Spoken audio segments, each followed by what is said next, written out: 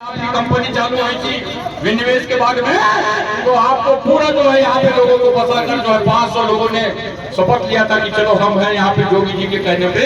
और आज जब आप बोल रहे हैं 40 साल 30 साल होने के बाद में कि आप यहाँ से चले जाओ, अरे आपको सब कुछ 10 करोड़ से लेकर 200 करोड़ रुपए मुआवजा देना पड़ेगा बेटा, कोई छोटी मोटी बात नहीं है। तुमने इन महिलाओं को आश्वासन दिया था, आप नेहरू नगर परसा वाटा में आप मतलब यहाँ पे प्रधानमंत्री की योजना लागू नहीं होने दे रहे हो, 20 किलोमीटर के अंदर आप रजिस्ट्री को बंद करवा के रखे हो। ये सारा प्रशासन देख रहा है, पुलिस वाले देख रहे हैं। मैं हारने वाला नहीं हूँ, मेरा नाम अजीत है, लेकिन मैंने कहा सर आप जो है आपके पीछे बहुत बड़ा षड्यंत्र रचा गया। आज वो बात ज्यादा बताने की जरूरत नहीं, मैं ये कहना चाहता हूँ कि आज आपका बेटा सुपुत्र जो है अजीत जोगी का विरासत लेके आया है। हम चाहते हैं कि न केवल कोरबा जिले में बल्कि पूरे जो है छत्तीसगढ़ में हम परिवर्तन की लहर चला देंगे। और आज हमारे जो श्रमिक नेता यहाँ पर जो है सुशील निर्मलकर जी जो यहाँ पे उपस्थित हुए हैं, हमने तय कर दिया है हम हारेंगे नहीं। हम अजीत जोगी जी को चाहने वाले मानने वाले लोग हैं। लहरों के डर से कभी नौका पार नहीं होती और कोशिश करने वालों की कभी हार नहीं होती, इसलिए हारने के लिए नहीं जीतने के लिए आए सुशील कुमार निर्मलकर। आज हमारे बीच में छत्तीसगढ़ के खेवैया, छत्तीसगढ़ के साजने वाला और छत्तीसगढ़ के रहने वाला अजीत जोगी जी के हमार दुलरवा बेटा भैया अमित जोगी आपके बीच में उपस्थित है मजदूर के मांग लेकर के और यहाँ की सारी लेकर के जब छत्तीसगढ़ राज्य बने होकर बाद यह निजीकरण होगी। अरे बैरिकेड के अंदर में घुसे और मैं कहता शायद हो ही कि नहीं तो उपलब्ध बोला जब जब आंदोलन होते वो यहाँ भाग जाते।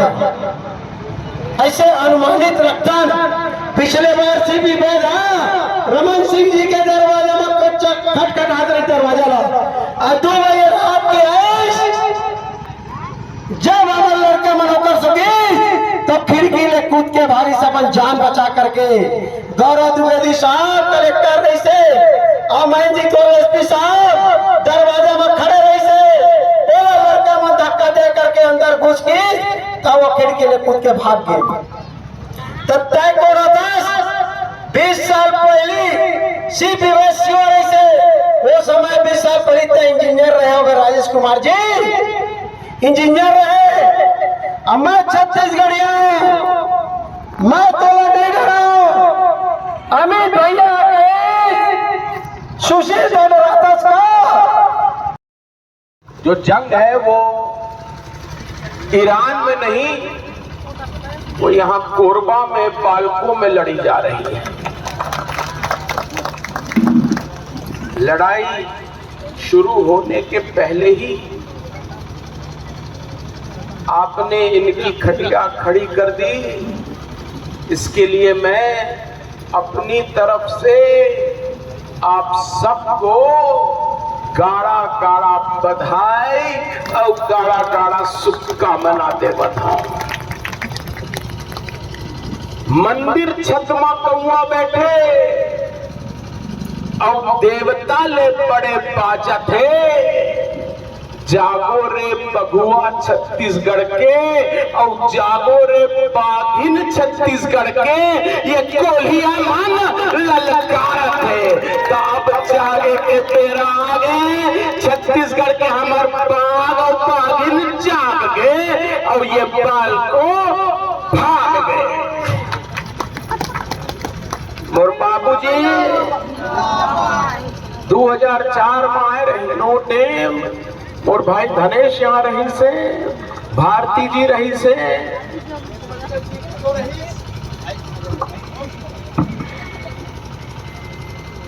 निर्मलकर जी घलो रही से।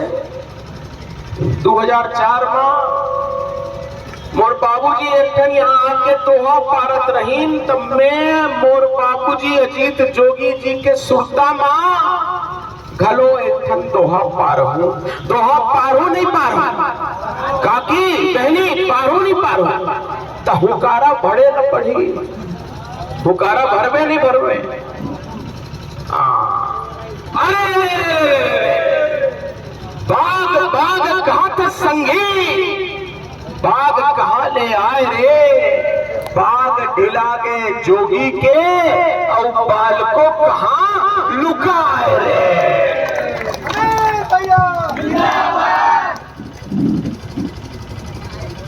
आज दुनिया देख रही है किस प्रकार से बालको मैनेजमेंट ने यहां सैकड़ों मजदूर भाइयों को, उनके परिजनों को आने से रोक दिया है। प्रशासन की मदद से दबाव बनाया गया है।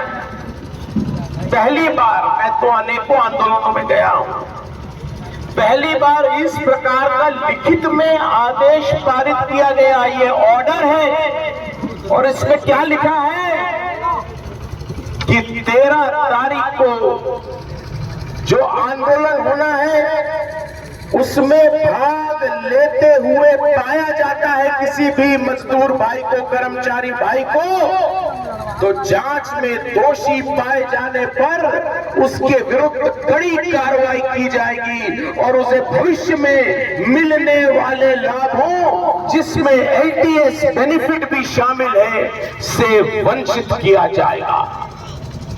ये ऑर्डर पारित किया है, तो इस ऑर्डर का मैं आज आपके माध्यम से बालकों को जवाब देना चाहता हूं। पकड़िए ये माइक, ये है हमारा जवाब। अमित भैया, अमित भैया जिंदाबाद, अमित भैया जिंदाबाद, अमित भैया जिंदाबाद, अमित भैया जिंदाबाद।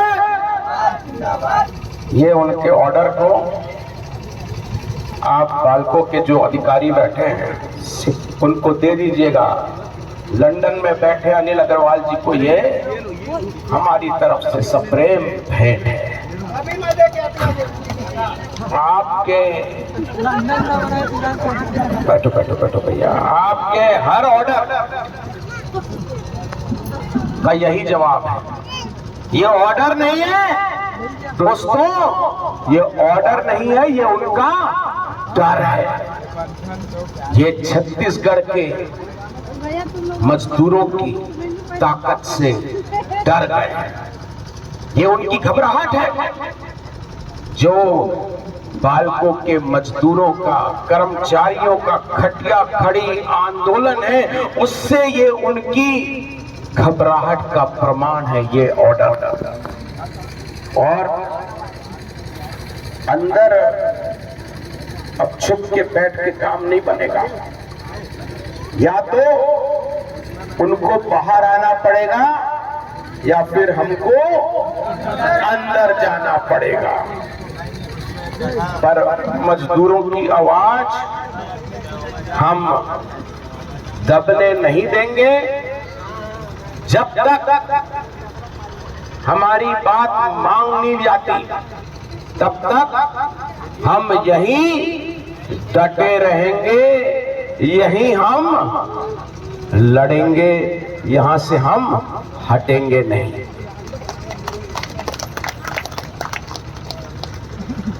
मैं नारा लगाऊंगा, मैं कहूंगा नहीं हटेंगे, और आप लोग बोलेंगे यहीं डटेंगे। नहीं हटेंगे, नहीं डटेंगे, नहीं हटेंगे, नहीं डटेंगे, यहीं डटेंगे और अपना अधिकार लेकर रहेंगे। हमारी 3 मांगे हैं। आज से 40 दिन पहले भी मैं यहाँ आकर उन्हीं मांगों को बोला था, इनको अल्टीमेटम दे के गया था। निर्मलकर जी, मैं आपसे पूछ रहा हूं, हमारी जो पहली मांग थी कि बालकों में जो आउटसोर्सिंग की जा रही है, हमारे नौजवानों के हक का जो रोजगार बाहर के प्रदेश के लोगों को दिया जा रहा है, वो आउटसोर्सिंग बंद होना चाहिए। क्या वो मांग पूरी हुई है? क्या वो मांग पूरी हो गई? काका?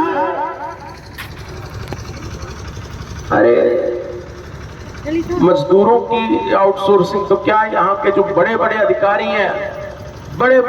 हैं वो भी सब बाहर से ही आके यहाँ बैठे हैं। लेकिन मैं आदरणीय अनिल अग्रवाल जी, बालकों के मालिक, आपको ये बताना चाहता हूँ, आज जो आप आराम से रह रहे हो उसका एक ही कारण है, छत्तीसगढ़ के मजदूर का खून पसीना। इसी कारण से आज आप आराम से रह पा रहे हैं। छत्तीसगढ़ के मजदूर का खून पसीना अनिल अग्रवाल जी के बालको प्लांट को चला रहा है। ऐसे में मजदूरों को डराकर, उनको दबाकर, उनको धमकाकर आप आराम से नहीं सो पाओगे। हमारे देश का कानून,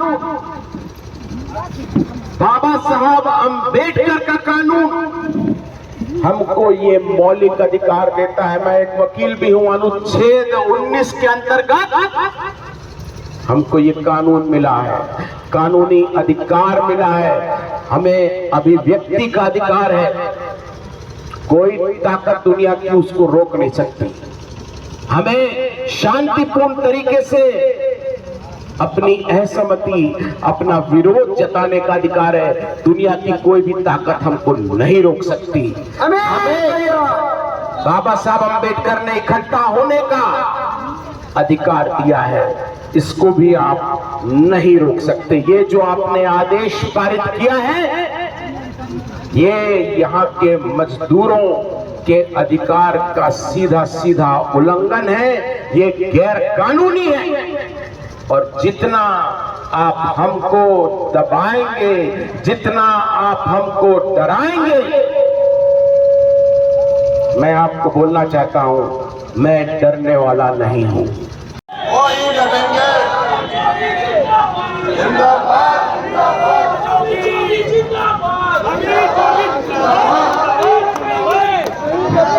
नहीं हटेंगे, नहीं हटेंगे, नहीं हटेंगे, नहीं हटेंगे, नहीं हटेंगे, नहीं हटेंगे, नहीं हटेंगे। अमित जोगी जिंदाबाद, जिंदाबाद, जिंदाबाद। अमित जोगी जिंदाबाद, जिंदाबाद, जिंदाबाद। नहीं हटेंगे, नहीं हटेंगे, नहीं हटेंगे, नहीं हटेंगे।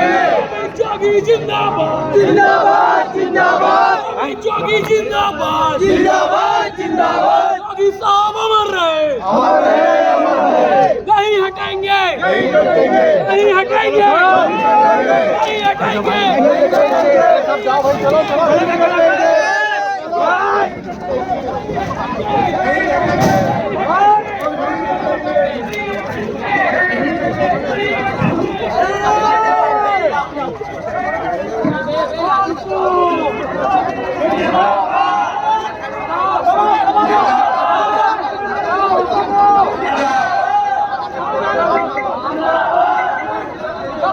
हो गया।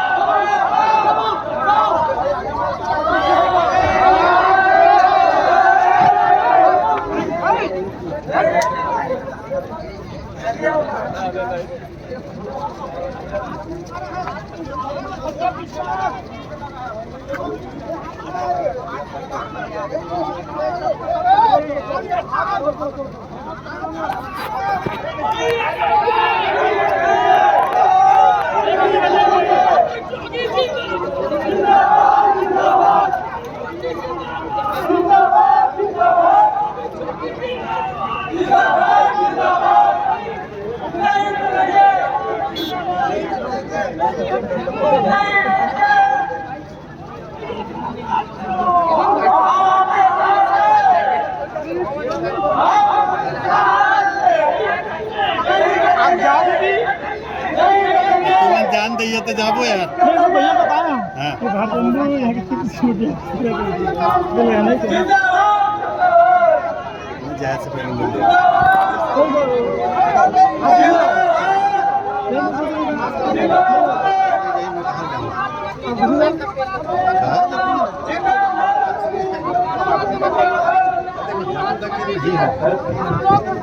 पुलिस के साथ धक्का-मुक्की कर रहा है तो मार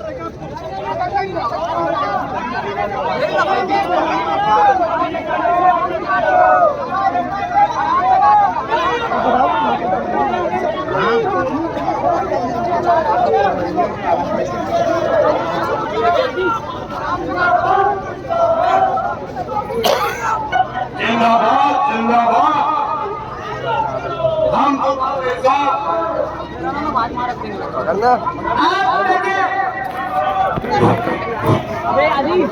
इधर आ जाओ ये आदि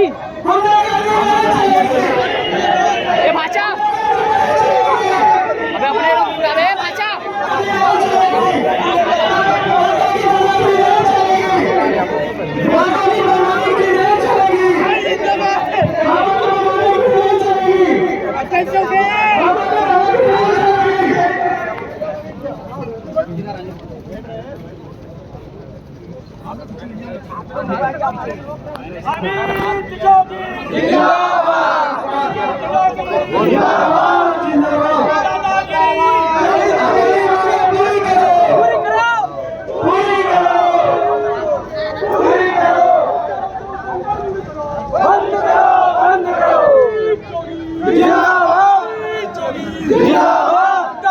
जिंदाबाद जिंदाबाद जिंदाबाद, चूड़ा का शोषण बंद करो, बंद करो, बंद करो, चूड़ा का शोषण बंद करो, बंद करो, बंद करो, जोगी जिंदाबाद, जोगी जिंदाबाद, चूड़ों का शोषण बंद करो, बंद करो, बंद करो, हक देना होगा, हक देना होगा, हम अपना अधिकार मांगते, हम अपना अधिकार मांगते।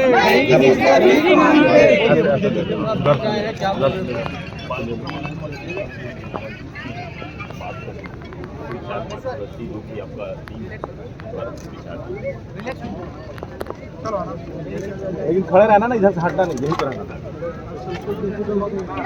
यहीं पर रहना।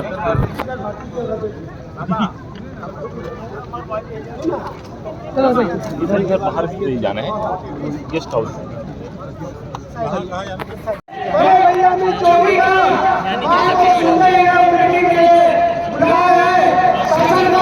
मदद लिया, एक पुलिस पच्चीस है, उसके पर कैसा काम की होगी, बातों के उच्च अधिकारी के साथ बनाने की होगी। और हम उस मीटिंग में जा रहे हैं, आप लोग देख रहिएगा, हमने नहीं आपको बुलाया है, सही समझ सकता है, लेकिन बात नहीं मानेगी तो फिर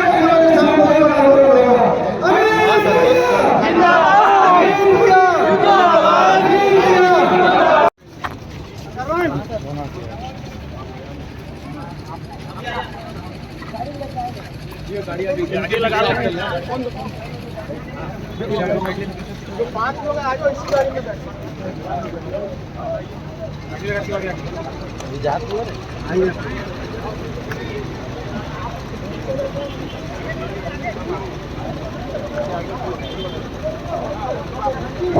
सब लोग मीटिंग करके सब लड़कियां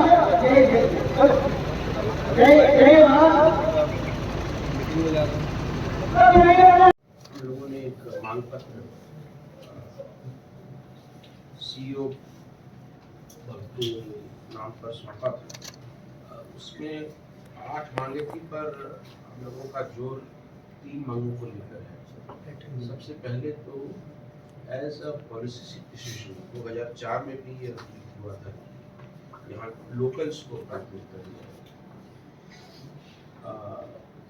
उस समय लिखित रूप में या मौखिक रूप में कहा भी गया था कि 90% जो है स्थानीय लोगों को यहाँ बालकों में रोजगार दिया जाए, तो उसका कड़ाई से पालन है। और दूसरी जो प्रमुख मांग है, एनटीएस के अंतर्गत कर्मचारियों को पूर्व में 12% वेतन वृद्धि दी जाती थी, जिसे घटाकर 8% कर दिया गया है। हमारा ये मांग था कि इसको फिर से यथावत 12% ही एनटीएस का रखा जाए। और तीसरी जो हमारी मेजर मांग थी कि बाल्को में कई लोग आपके प्लांट के अंदर जाते हैं जिन लोगों को ESIC की सुविधा नहीं है, उनका भी इलाज कम से कम बाल्को अपने अस्पतालों में तो फ्री में करें। जो भी जा रहे हैं प्लांट के अंदर, अगर कुछ ऐसा हो जाता है तो एक नैतिकता भी रहती है, उनका भी इलाज फ्री में हो। और इन्हीं 3 बातों पर मैं जोर दे रहा हूँ और बाकी फिर अब आप अप्रेंटिस पर सर अप्रेंटिस हम लोग 20 साल पहले माननीय अजीत जोगी आए थे, हम लोग को भर्ती कराया। उस समय बाल्को प्रबंधन में बोला गया था, ये साहब था हमारे महंत कुमार SP साहब थे, उसके बीच में समझौता हुआ था। तो सर इसको पालन करना चाहिए आप लोगों को, यही हम बार बार इस बात को बोल रहे हैं सर। और यहाँ पे जितने अप्रेंटिस किए हैं सर 1500 से ज़्यादा हो गए। अदर राज्य से आ रहा है, गेट पर तुरंत बन जा रहा है। हमारे अप्रेंटिस लड़के 1 साल को इतना मेहनत कराते हैं, इलेक्ट्रीशियन है उसको मजदूर के तरह काम कराते हैं हर काम, लेकिन भर्ती होना रहेगा तो अप्रेंटिस को भर्ती नहीं करते, दूसरे राज्य से जाते। सर तो छत्तीसगढ़ के कोयला बिजली पानी हमारा, हम यहाँ करने वाला 98 से अप्रेंटिस हम किए सर। ये व्यवहारिकता वाली बात। तो ये सर ये सब चीज को ये रियायत करना चाहिए। चलिए वो और उसके बाद सस्पेंड भी कर दिया गया। हाँ, अभी अपन लोग ये आपका तो आप हमारे परिवार के हैं,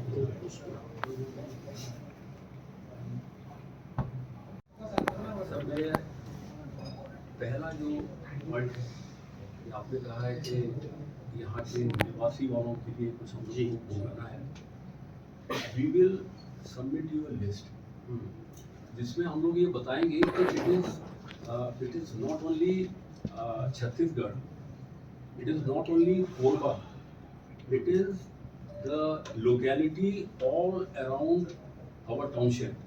We have got names, sir. We will give you the list. ऐसा कहीं से भी नहीं है कि हम लोगों ने ये ध्यान नहीं रखा है। And what we have done, sir, कि हमने the list which we have made, उसमें we have talked about कि कौन-कौन से वर्ग में कौन-कौन सा आदमी लिया गया है.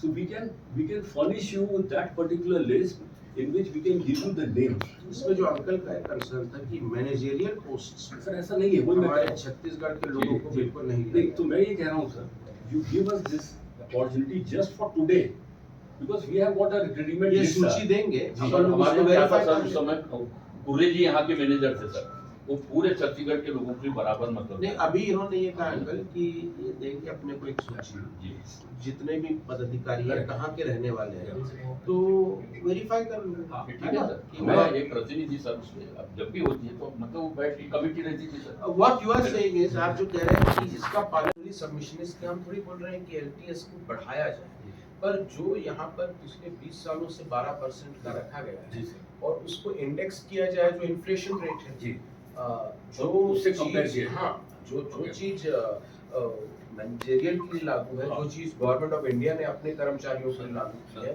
जो चीज हमारे स्टेट गवर्नमेंट ने भी लागू की है, PSUs ने लागू की है, तो बाल्को के कर्मचारी क्यों उस 12% इंक्रीमेंट से वंचित रहे। अभी जो एल्यूमिनियम इंडस्ट्री है उसका हम देख भी रहे थे, इतना कोई उसमें डाउनफॉल नहीं हुआ है कि पैनिक बटन दबाया जाए। अभी 1 महीने का आप देख लीजिए, उसको हटा के वो इंटरनेशनल लड़ाई चल रहा है, पर अदरवाइज आपकी बड़ी एक सिक्योर इंडस्ट्री है। हाँ, इसमें कहीं कोई कि बड़ा फ्लक्चुएशन हुआ है ऐसा नहीं है। तो यही हमारा वो था कि भाई जो 12% आपने रखा है उसी को यथावत रखिए। हम थोड़ी बोल रहे हैं कि 12 का 16 करिए, पर उसको आप 8 तो मत करिए। सो माय रिक्वेस्ट इज कि जितने भी हमारे वर्कर्स हैं, आप जानते हैं कितने डिसिप्लिन है छत्तीसगढ़ में, कहीं पर भी एक आधे दिन भी बाल्को का प्लांट बंद नहीं हुआ। जब यहाँ पर हम लोग स्ट्राइक पर भी बैठे थे, 2001 की बात है, 15 की बात है, तो स्मेल्टर कभी बंद नहीं हुआ, वो चलता ही रहा है। हमारे वर्कर्स भले ही वेजेस नहीं लिए हों, पर वो अंदर जाके कि प्लांट का हित सर्वोपरि है, फिर उसके बाद बाकी होगा। तो हम भी चाहेंगे कि आप भी ग्रो करें, पर साथ साथ इस LTS पर, और जो हमें जो पीड़ा हुई कि हम लोगों ने ये मांग अब 13 जनवरी को की, अब 13 अब आ गया, मतलब 2 महीने हो गए हैं। उस पर एडमिनिस्ट्रेशन ने भी, एसडीएम साहब आए हुए हैं, त्रिपक्षीय जो मीटिंग हुई थी उसमें एडमिनिस्ट्रेशन ने भी आपको बोला था कि इस पे विचार किया जाए, पर अभी तक उस पॉइंट पर कुछ भी रिएक्शन ही नहीं आया है। बातों में धरना प्रदर्शन में आए हुए थे, आने के बाद क्या हुआ, क्या चर्चा हुई? सर पहले तो ये कि आज ऐसा लग रहा है कि आप बालकों की तरफ से आए थे कि पब्लिक की तरफ से, समझ में नहीं आया। ड्रेस आपका बालकों का कर्मचारी मजदूर नेता। आज क्योंकि मैं मजदूर भाइयों की बात करने आया हूं और मजदूर भाइयों को बालकों के प्रशासन के द्वारा, मैनेजमेंट के द्वारा बोलने का अवसर नहीं दिया गया। लिखित में अनेक इंडस्ट्रियल आंदोलन मैंने देखे हैं अपने पॉलिटिकल करियर में, लेकिन पहली बार लिखित में कंपनी द्वारा ये निर्देशित किया जाता है कि फला तारीख को ये आंदोलन किया जा रहा है, अगर उसमें आप भाग लेंगे तो आपको जो एलटीएस की सुविधा दी जा रही है, आपको जो वेतन दिया जा रहा है, उससे आप वंचित रहेंगे और आपको कार्य से भी मुक्त कर दिया जाएगा। ये लिखित में सर्कुलर इश्यू किया गया। तो ऐसे में कई मजदूर यूनियंस के लीडर्स ने मुझसे बात करी, उन्होंने कहा कि ऐसी स्थिति में जब मजदूरों को आने से रोका जा रहा है तो आज अमित जोगी खुद बालकों के मजदूर का यूनिफॉर्म पहनकर वहां पर जाएगा। जिस प्रकार से मेरे पिताजी ने 2004 में यहाँ खटिया में बैठकर बालको मैनेजमेंट की खटिया खड़ी करी थी, उसी इरादे के साथ आज हम यहाँ पर आए। पर मैं यहाँ के मजदूरों को, यहाँ के कर्मचारियों को बधाई देना चाहता हूँ कि हम लोग तो यहाँ खटिया खड़ी करने आए थे, पर हमारे आने से पहले ही इनकी खटिया खड़ी हो चुकी थी। और जो 3 मांगे हैं, हमने 3 मांगे रखी थी। पहली मांग ये कि ये जो धड़ल्ले से आउटसोर्सिंग की जा रही है, हमारे नौजवानों का, हमारे लोगों के रोजगार के अधिकार को छीनकर दूसरे प्रदेशों के लोगों को दिया जा रहा है। तो आज मैनेजमेंट ने, आप सब भी उपस्थित थे उस मीटिंग में, मुझसे कहा गया है कि आज दिन ढलने से पहले वो मुझको सूची उपलब्ध करा देंगे, जिसमें मैनेजर लेवल की क्लास 1, क्लास 2, क्लास 3, क्लास 4 जितने भी यहाँ पर एम्प्लॉयज़ हैं उसकी सूची, और वे कहाँ पर हैं उसकी वो सूची उपलब्ध कराएंगे, ताकि हम लोग सब उसे सार्वजनिक करके ये वेरीफाई कर सके कि वास्तव में छत्तीसगढ़ के लोगों को, यहाँ के जो रहने वाले लोग हैं, उनको उचित प्रतिनिधित्व यहाँ पर बालकों में दिया जा रहा है, नहीं दिया जा रहा है। दूसरी बात जो हमने कही थी कि LTS योजना, लॉन्ग टर्म सेटलमेंट योजना के अंतर्गत हर साल बालकों के द्वारा जो महंगाई दर जैसे जैसे बढ़ती है, उसी दर पर सैलरी भी बढ़ाई जाए LTS के एम्प्लॉयज़ की। वो 12% तय हुआ था, इस साल अचानक भयानक उसको 8% कर दिया गया, जबकि कंपनी के मुनाफे में कहीं कोई फर्क नहीं पड़ा है, बल्कि मुनाफा बढ़ा ही है। ऐसे में बालकों के कर्मचारियों के साथ, मैं इसमें केवल कर्मचारियों की बात नहीं कर रहा हूँ, जो अधिकारी भी हैं, जो मैनेजमेंट के लोग हैं, सबका जो LTS उन्होंने 8% कर दिया है। हमारी ये मांग थी कि इसे 12% किया जाए। अब 2 महीने हो गए हमारी मांग किए हुए, इस पर प्रशासन ने भी इनको एक बार नहीं 2-2 बार पत्र लिखा, उसके बाद भी कोई जवाब नहीं आ रहा है। तो आज उन्होंने मुझसे 1 हफ्ते और का समय मांगा है। उन्होंने कहा है कि यहाँ पर जो बालकों का यहाँ स्थानीय प्रशासन है, उसने अपनी सहमति दी है, पर क्योंकि उनकी कंपनी पॉलिसी के अंतर्गत ये निर्णय जो है हेडक्वार्टर मुंबई में लिए जाते हैं, तो हेडक्वार्टर को उन्होंने यहाँ अनुमोदन करके आगे भेज दिया है। और जो हमारी तीसरी मांग थी कि जिन मजदूरों को ESIC योजना का लाभ नहीं मिल रहा है, ऐसे सभी मजदूरों का भी निःशुल्क इलाज किया जाना चाहिए। निःशुल्क मतलब जो SIC में अमाउंट तय किया गया उसके आधार गया है कि ये लिखित में आज दिन ढलने के पहले ये आदेश पारित करेंगे कि जो भी मजदूर बालकों के अंदर जाता है और अगर उसका कुछ भी तबीयत खराब होती है, कोई घटना घट जाती है, तो उसका पूरा का पूरा इलाज कंपनी के द्वारा करवाया जाएगा। ऐसा कानूनी तौर पर वो लिखित में निर्देश जारी करेंगे, जिससे उनकी कंपनी भी बाध्य रहेगी। तो ये जो हमारी 3 मांगे थी और एक चौथी मांग जो हमने उठाई, यहाँ पर जो बालकों के द्वारा प्रशिक्षण केंद्र चलाया जा रहा है उसका नाम डॉक्टर बाबा साहब भीमराव अंबेडकर जी के ऊपर रखा गया था, लेकिन वो केवल कागजों में था। वहाँ बिल्डिंग में जाए तो ना बाबा साहब की कोई मूर्ति है, ना बाबा साहब का किसी नाम का जिक्र है। जो हाल छत्तीसगढ़ में हमारी विधानसभा का मिनी माता जी के नाम पर किया गया, आज उनकी हम जयंती भी मना रहे हैं, तो वही हाल यहाँ अंबेडकर जी का भी किया गया था। तो उन्होंने आज मुझे आश्वस्त किया है कि तत्काल मतलब अभी वहाँ पर बाबा साहब अंबेडकर जी का नाम ससम्मान लिखा दिया जाएगा और उनका सम्मान में कोई कमी नहीं आएगी। तो ये सब बातों को लेकर चर्चा हुई।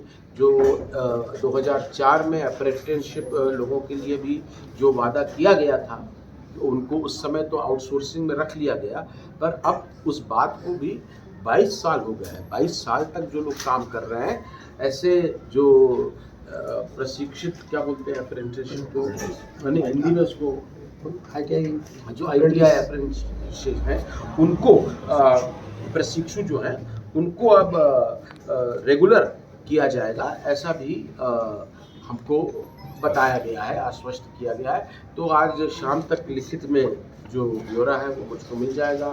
सोशल मीडिया के माध्यम से आपसे शेयर भी करूंगा।